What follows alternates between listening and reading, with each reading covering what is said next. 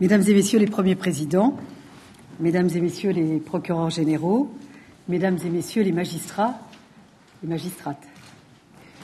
Je vous remercie de votre présence aujourd'hui. Dès mon arrivée au ministère de la Justice, j'ai voulu mettre les victimes au cœur de la protection et de la procédure judiciaire. Et c'est vrai, lors de la dernière rencontre avec l'ensemble des premiers présidents et des procureurs généraux, on a évoqué la mise en place et la mise en œuvre du juge des vies. C'est vrai aussi que lors de mes nombreux déplacements, de nombreux chefs de cour m'ont souhaité adapter l'action du juge des vies. Certains étaient plus à avoir un juge des vies plutôt départemental, d'autres étaient plutôt à avoir qu'il soit un juge coordonnateur plutôt qu'un juge à recevoir les victimes. Donc j'ai demandé à l'ensemble de vos chefs de cour de me refaire remonter vos propositions, vos observations, suite à la remise sur table d'ailleurs de ce jour-là d'un projet de décret qui visiblement n'a pas fait consensus ni unanimité, donc on pourra discuter de la proposition qu'on peut retenir aujourd'hui. Alors pour rendre la justice, il faut évidemment sanctionner les auteurs des infractions. Pour ça, il faut examiner avec attention le comportement de toute personne poursuivie ou prévenue, son parcours personnel, sa personnalité, les circonstances atténuantes ou aggravantes qui ont entouré ces actes. Et ce travail indispensable conduit à se focaliser sur le coupable. Pendant trop longtemps, les victimes, leur souffrance, avaient le sentiment de ne pas être assez considérées. Le fait que la justice passe, comme on dit, ne suffit pas parfois à apaiser les blessures de ces victimes. Alors si on veut que la justice soit plus attentive aux victimes, il est indispensable aussi que les magistrats qui sont auprès d'eux soient plus visibles. Il est vrai que les victimes attendent beaucoup du procureur de la République ou du juge. La justice porte en elle des valeurs d'humanité, de respect des personnes et de dignité, et ces valeurs doivent être portées aux yeux des victimes par ceux qui incarnent la justice. Quelle que soit la décision rendue à l'égard des personnes condamnées, nous devons être en mesure de donner aux victimes les explications qu'elles attendent, évidemment, avec le concours des avocats et des associations. Alors, rencontrer les victimes, leur parler, c'est essentiel et ce n'est pas manquer au devoir d'impartialité. Il faut que les victimes soient tenues informées de l'évolution de leur dossier et j'ai la conviction que l'ignorance ajoute encore à leur souffrance. J'ai aussi la conviction que parler aux victimes est un facteur de rapprochement entre les Français et leur justice. Plus fondamentalement, les victimes doivent comprendre le fonctionnement de la justice pour comprendre et accepter ses décisions. C'est pour cela qu'il faut un magistrat pour leur parler et les recevoir. C'est un facteur d'humanisation des rapports entre le monde judiciaire et nos concitoyens. Et la procédure judiciaire doit aider les victimes à retrouver confiance en leur avenir, à retrouver leur dignité et à avoir tout à fait et totalement confiance. C'est notre objectif à tous. Alors avec la circulaire que vous avez reçue du 9 octobre 2007, nous avons voulu que la prise en charge des victimes soit améliorée au stade de l'enquête et du procès pénal. Pour les victimes de discrimination, nous avons mis en place les pôles antidiscrimination dans tous les tribunaux de grande instance et depuis juillet 2007, il y a eu plus de 700 saisines de ces pôles. Avec la loi du 1er juillet 2008, nous avons mis en place depuis le 1er octobre le service d'aide au recouvrement des victimes d'infractions. Cette loi constitue une avancée importante dans la prise en charge de l'indemnisation effective des victimes. Et je le dis et je le répète, à quoi sert une décision de justice si elle n'est pas exécutée ? D'ailleurs, lors de mon dernier déplacement à Dijon, on s'est encore rendu compte. D'ailleurs, il y avait même des personnes qui nous disaient, nous étions avec tous les magistrats de la Cour, et qui nous disaient, mais est-ce que finalement cette loi n'est pas du baratin ? Tellement ils pensaient que ça n'existait pas, qu'on puisse être au plus proche et plus en amont dans l'indemnisation. Parce que de nombreuses études ont montré que 72 000 victimes qui avaient obtenu des dommages et intérêts et qui n'étaient pas éligibles à la CIVI n'avaient que partiellement, voire pas du tout, été dédommagées. Elles devaient entreprendre seules les démarches pour obtenir la légitime réparation de leurs préjudices. Et ces démarches sont souvent coûteuses. Tout cela entretient l'idée que la justice est inéquitable, voire inefficace. Cette loi du 1er juillet permet un dédommagement plus rapide des victimes et une avance pouvant aller jusqu'à 3 000 € peut leur être versée. Les victimes sont également mieux protégées. Elles n'ont plus à s'adresser directement à l'auteur d'une agression, par exemple. Mais avec la mise en place du SARVI, la victime qui n'est pas éligible à la CIVI n'a plus de demande à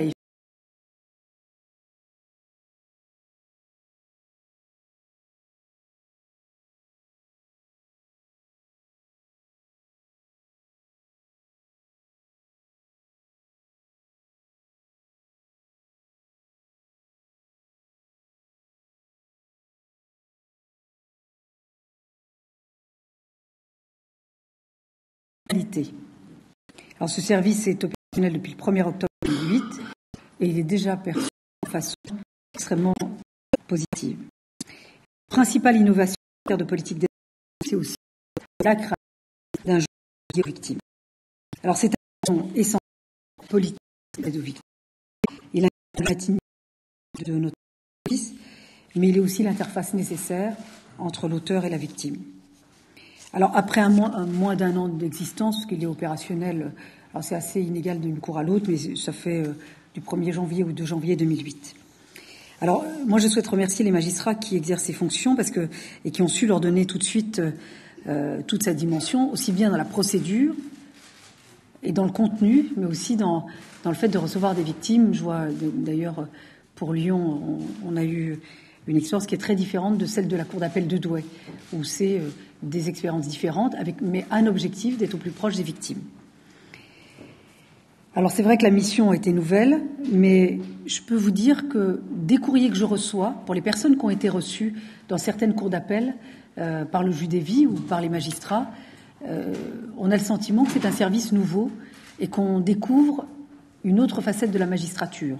Ça ressort aussi bien des déplacements lorsque on en discute avec les chefs de cour, les chefs de juridiction, mais ça ressort aussi des victimes qui vous envoient un courrier. Alors il s'agissait d'un défi supplémentaire. Les débuts n'ont pas été très faciles, comme il n'a pas été facile au juge des libertés et de la détention de trouver sa place lorsqu'il a été créé. Alors au cours du premier semestre, il y a eu près de 300 saisines en direct de ce magistrat. L'institution est en phase de démarrage et les évaluations menées révèlent que le nombre de saisines a sensiblement augmenté au cours du deuxième trimestre de l'année 2008. L'enseignement que je tire toutefois de ces premiers mois c'est que le dispositif doit être amélioré. C'est l'objet de notre réunion. Non seulement c'est ce qui me remontait par les chefs de cour, chefs de juridiction, mais c'est aussi les déplacements sur le terrain, aussi bien des magistrats qui exercent cette fonction que des chefs de cour qui étaient parfois un petit peu en disant le décret est rédigé trop largement, donc on ne sait pas sur quelle orientation on doit le mettre, ou la mission qu'on doit donner, ou le contenu qu'on doit y mettre, ou plus exactement de dire est-ce que vous l'avez laissé trop large, assez large pour qu'on puisse finalement avoir des initiatives. Et c'est vrai que partout où je suis allée, vraiment dans toutes les cours, je ne peux pas dire que les recommandations n'étaient pas pertinentes.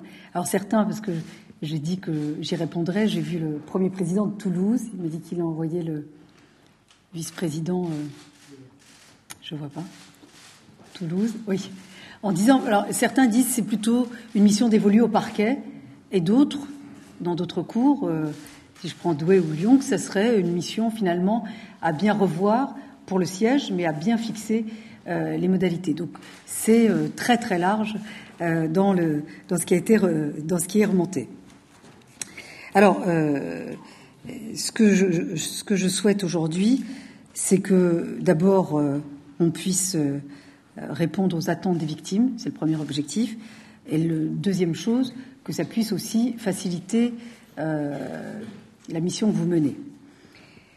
Alors, j'ai souhaité mieux attendre, comme je vous le dis, aux attentes des victimes, comme à celles des magistrats, et donc les services de la chancellerie avaient réfléchi à une extension des compétences. Avec Jean-Marie Huette, on a eu des moments de brainstorming assez très larges sur ce sujet. Et puis, alors évidemment, ça a donné ce projet de décret qui avait été élaboré. Je pensais qu'on était totalement raccord avec vous. Puis alors, à la dernière réunion, on s'est rendu compte qu'on n'était pas totalement raccord. Donc, la proposition qui avait été faite de donner mission au juge des vies d'informer systématiquement les victimes en cas de mise en liberté de la personne poursuivie ou condamnée. Alors, le texte a été remis le 18 novembre dernier, mais il faut dire aussi que ça a été mis en lien avec des demandes qui nous remontaient de dire que aujourd'hui, c'est ce qu'on disait avec Martine Secaldi, c'est-à-dire sur les victimes sont informées par exemple d'une remise en liberté ou d'un placement sous contrôle judiciaire que quand il y a une interdiction d'être en contact avec la victime. Et on a eu le cas par exemple, parce que ça nous est aussi remonté, d'une victime de pédophile présumée qui a été placée sous contrôle judiciaire. Et en fait, la famille et la mineure s'est retrouvée à un moment donné avec ce pédophile. Et donc, il disait, mais comment se fait-il que les victimes, encore une fois présumées, parce qu'on était encore à l'instruction, n'aient pas été informées de ce placement sous contrôle judiciaire. Donc, c'est des petites choses comme ça qui nous avaient amené un petit peu à revoir, à vous proposer le texte qu'on vous a donné. Alors, après les concertations, parce que j'ai demandé au chef de cour de vous soumettre ce texte et de se mettre à l'ensemble des magistrats de votre cour, de vos cours, ce texte, c'est de me faire remonter les observations, les préconisations ou les adaptations nécessaires. Alors, plusieurs enseignements. D'abord, l'utilité du juge des vies est soulignée. Il n'a pas été remis en cause dans aucune cour. Personne ne m'a dit qu'il était inutile ou qu'il fallait le supprimer.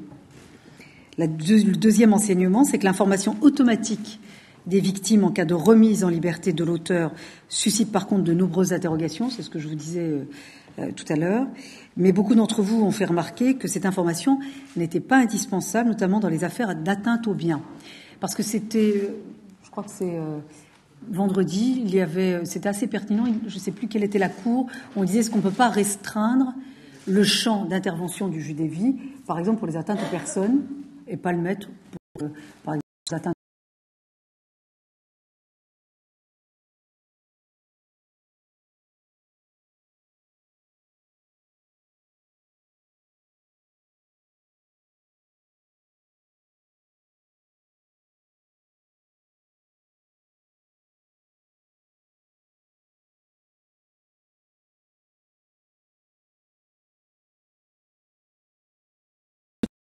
du juge des vies qui a été souligné.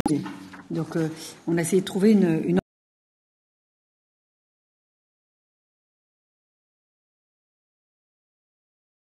d'abandonner le projet de décret qui vous a été soumis et de réfléchir à un dispositif différent qui serait plus restreint, plus circonscrit, puis finalement plus précis. Ce qui ne remet pas, évidemment, les missions actuelles du juge des vies, ça ne les remet pas en cause, mais il faudra consolider ces missions et donner au juge des vies les moyens de les exercer, parce que sinon, ça n'a aucun sens. Alors, il ressort des propositions, vous m'avez fait part, que nous devons travailler ensemble. Alors, plusieurs voulaient, comme sur le modèle des bureaux d'exécution, un bureau des victimes. Alors, moi, j'ai découvert ça à Mont-de-Marsan. Certains vont pas être... Le président et le procureur ont mis un bureau des victimes, mais le plus en amont possible des procédures, ou même dès le début de la procédure, parce qu'ils avaient constaté, notamment sur les violences faites aux personnes, ou dans le cas des violences conjugales, que la victime ne venait pas, même quand il y avait un avis à victime, ou alors quand elle venait in extremis à l'audience, elle ne comprenait même pas ce qu'était une constitution de partie civile. Et donc souvent, c'était des personnes qui n'avaient pas de décision en rapport avec ce qu'elles souhaitaient, alors même qu'elles étaient à l'audience, alors même que la décision condamnait la personne poursuivie, mais elle disait finalement on n'est pas satisfait de la décision qui a été rendue. Et donc le président et le procureur ont pris en charge le plus en amont possible les victimes dans le cadre de procédures pour arriver à une constitution de partie civile finalement recevable, et puis avec une évaluation et des demandes de réparation à la hauteur de l'infraction. Donc ces bureaux pourraient être animés par des représentants du monde associatif, par des fonctionnaires, et chacun d'entre eux serait placé sous l'autorité du juge des vies. C'est un peu ce que vous avez commencé à Douai, je crois, si on a repris un peu ce modèle-là. Alors, le juge ne serait plus seul et il pourrait s'appuyer sur une véritable équipe, et ça permet de régler, pour ceux qui sont soucieux de l'indépendance,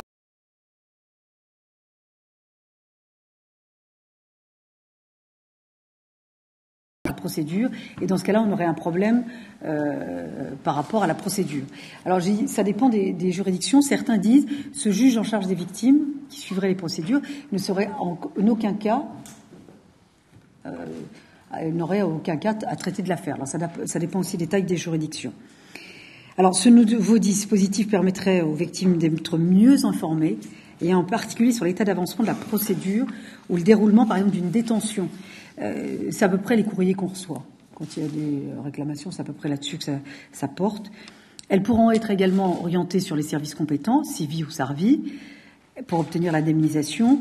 Et elles pourront signaler au juge des villes les difficultés qu'elles rencontrent lorsque le condamné ne respecte pas les obligations mises à sa charge, dans le cadre, par exemple, d'un sursis avec mise à l'épreuve ou d'un aménagement de peine. Ça, c'est intéressant si on veut circonscrire, d'ailleurs, aux atteintes aux personnes. Alors, en sa qualité de magistrat, le juge des vies fera le lien avec le procureur, le juge d'application des peines et le juge d'instruction. Ça, c'était... on a repris pas mal ce qui se passait, d'ailleurs, à Lyon. Il aura pour mission d'assurer une véritable coordination entre tous les intervenants, parce que la situation des victimes est souvent complexe et peut relever du champ de compétences de plusieurs magistrats à la fois. Avec ce dispositif, les victimes seront réellement accompagnées tout au long de la procédure pénale jusqu'à la phase de l'exécution de la peine. Ce dispositif redonnera un nouvel élan à la mission du juge des vies. Alors, c'est vrai qu'on va engager, nous, de notre côté, une concertation avec les organisations professionnelles, mais il est important aussi que dans vos cours, vous puissiez déjà reprendre les propositions qui ont été faites, qui sont très différentes du projet de décret qui vous avait été soumis. Mais ça, on va en refaire, on va le remettre sur intranet. Mais voilà à peu près le cadre dans lequel on s'oriente pour la rédaction d'un texte complémentaire. Alors, il faudra mesurer l'impact du dispositif en termes de moyens humains et matériels, parce que c'est pas la même chose d'une cour à l'autre. Alors, on aura des réunions de travail qui vont se tenir à l'issue de la rencontre avec Gilbert Azibert et Dominique Lotin, pour mieux évaluer l'impact de la création de ces bureaux des victimes. Alors, je souhaite qu'ils soient mis en place à titre expérimental. Pourquoi je dis à titre expérimental ? Parce qu'il y a des cours qui sont plus avancés que d'autres. Il y a des juridictions, c'est plus difficile qu'ailleurs. Et puis aussi, il faut aussi être très clair. Vous avez des endroits où le tissu associatif est dense, est extrêmement important. Et vous avez des endroits où le tissu associatif est extrêmement faible, ou en tous les cas qui ne concerne pas la matière judiciaire que vous traitez.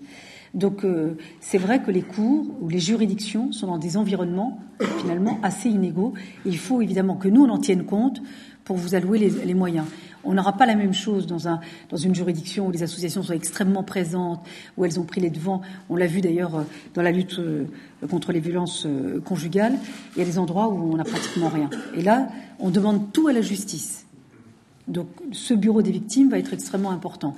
Et dans d'autres endroits, on vous dit finalement que le juge des victimes, finalement le dispositif existait déjà en fait. On recevait les victimes, on les informait, on les accompagnait. Donc c'est inégal d'un ressort à un autre.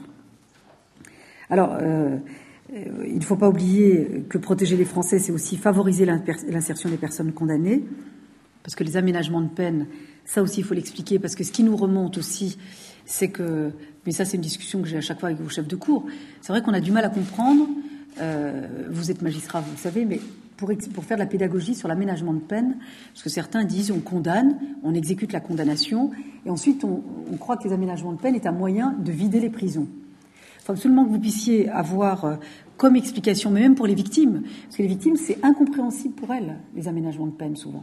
Et, ils considèrent que quand une personne a été condamnée, elle doit faire la totalité de sa peine. Mais dans l'effort de pédagogie qu'on a à faire, c'est de dire que l'aménagement de peine contribue à lutter contre la récidive, contribue aussi à améliorer et à favoriser l'indemnisation des victimes, parce que l'un va pas sans l'autre. Et c'est vrai que, parce que c'est une décision de magistrat du siège, les aménagements de peine, alors qu'on n'a plus de grâce collective, on n'a pas eu de loi d'amnistie, et le caractère automatique des réductions de peine est beaucoup moins appliqué qu'avant, voire plus du tout. Et on a augmenté de 30% le taux d'aménagement de peine en un an. On en avait à peu près 2000 en moyenne de 2002 à 2007. Là, en un an, 1er juillet 2008, 1er juillet 2007, on est à près de 7000 à peine aménagées en un an. Donc, ça veut dire que c'est un outil assez efficace de lutte contre la récidive. Alors, la future loi pénitentiaire donnera au JAP de nouveaux outils. Ça a d'ailleurs été expérimenté dans le Nord.